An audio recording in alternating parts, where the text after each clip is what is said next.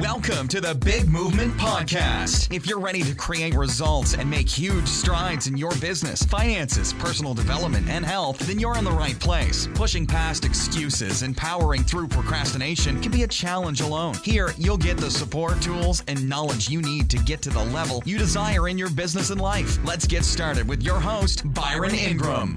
And welcome to another episode of the podcast. And today we're going to talk about how social media can drive supply and demand. You know, when social media is used properly, it can be one of the most influential tools available to anyone today. However, at the same time, it can also be one of the most destructive when used improperly.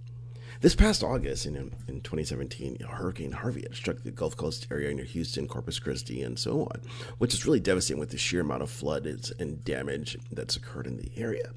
However, what's the amazing thing is, even with all this immense damage, because people were able to see what was going on, they could experience it through the eyes of others via social media. Individuals from all over have come together. You'd see people from Texas, like, who had boats. They would drive down there they would camp out to help rescue people, to go through the areas, helping law enforcement in just a wide variety of areas, because people recognize that they're helping each other. And not only that, if you look at it on a larger scale globally, people have been able to donate either directly on Facebook or through different charities, just using sites like GoFundMe, to support the local charities in the area to be able to help people. That's the power when you utilize social media responsibly, is because you can do so many great things because people are able to come together in the way that humanity has that capability. However, because of the speed of which information is shared online, it can also quickly result in the false sharing of information. What I mean by that is, if you look in several major cities within Texas, all it took was just a little bit, but became this false scarcity that, oh no, there's a fuel shortage. Well, no, there really wasn't. It was a matter of that fuel had to be redistributed.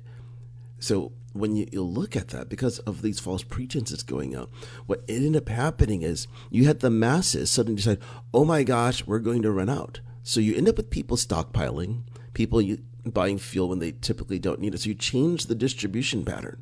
And because of this, well, then the system doesn't have time to adapt, and then it creates an artificial shortage that shouldn't have occurred in the first place.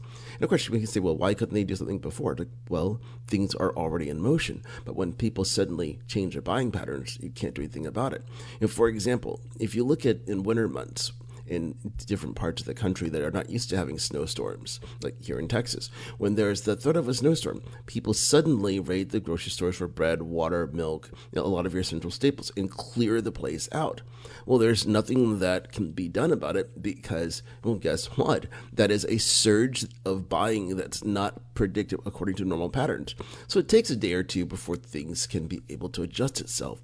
And because of this type of false information, there's been reports of people who end up fighting at gas stations, people's tempers flaring up, because all these things go back down to, and this is really the core of it, when you're looking at decisions that people are making, especially when it comes to buying, it all comes down to one of two emotions: fear or pleasure. And everything we do, you think about when you buy something, do you buy it because you don't want to miss out? Like, oh, there's only 5 left? Well, that fear of missing out comes into play. But then you're also like, oh, you buy one, get one free. Like, oh, yes, now it's more about pleasure. So everything is driven by those two emotions. And in this particular case, fear spread everywhere because people just imagine, well, what would they do? How could they get to their kids' soccer games? How could they go and show houses? How could they do these things if they didn't have gas? They couldn't get to it. So suddenly there was that rush because it was all based on fear. And what this means for each of us and why it's important, that every one of us has a responsibility to do our due diligence when it comes to sharing information online and offline. Just as we would not share information in terms of with our friends in person if it was not verified. You wouldn't tell your friends, well, I heard a rumor but I don't think it's true, but I'm going to tell you anyways. You wouldn't do that because you value that relationship. So you're going to make sure that when you're sharing things, it's accurate because that's a reputation line that we have. But when it comes to information you see online, people just want automatically share, like, well, it's online, it's on the internet, so it must be true. Okay, let's Just disrupt that rumor right now. Just because it's on the internet does not mean it's true, because there's a lot of fake stuff that's out there. Hence, when you look at the number of fake news sites that occurred over the past year that Facebook has to filter now, because people are using them to get traffic to those websites and get clicks to generate revenue. So all those stories are false. So this is why you have to be extra careful when you're looking at information that's out there. And we just have to remember, not everything that you see online is true. So ultimately, what can we do about it? Well, first and foremost, we have to verify the source of the information. Is it accurate? Is it credible? Is it just your buddy saying, well, I heard a rumor? Well, where did you hear it from before you take any action? It's like, well, I just saw it online. Well, where? And if you don't see it from a credible source, then you have to stop in your tracks and say, well, until I see something more factual, I'm not sharing it. Because you're going to see people who are going to want to push it out there without having all the information. So this is why it's so critical that we think carefully about what we're doing.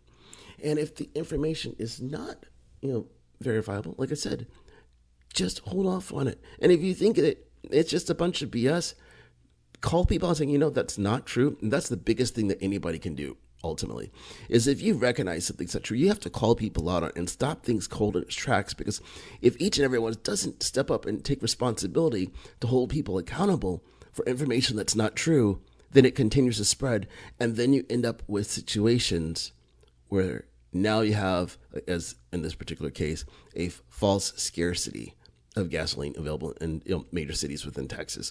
So we have to do our part to ensure the information is spread properly, and then make sure that we're doing the right thing. So when we see that people are truly in need, let's do our part to share and make a difference so people can get the help. But at the same time, when we see things that doesn't really add up, we have to stop it in our tracks. And that's how we can ultimately use social media in an effective way. So do me a favor. Go ahead and share this podcast out there, because there's people out there who need to understand the power of their voice, the power that they have with the ability to use social media and influence the people around them. So that's what we all must do. So go ahead and share that out there and have an amazing day. Thanks for listening to the Big Movement Podcast today. And be sure to subscribe so you don't miss an episode. Now that you've surely been inspired to take your entrepreneurial career and business to the next level, you can stop by the website and get more. And if you're ready to boost your business brand, be sure to grab your free report, 7 Easy Steps to Build Your Brand Today.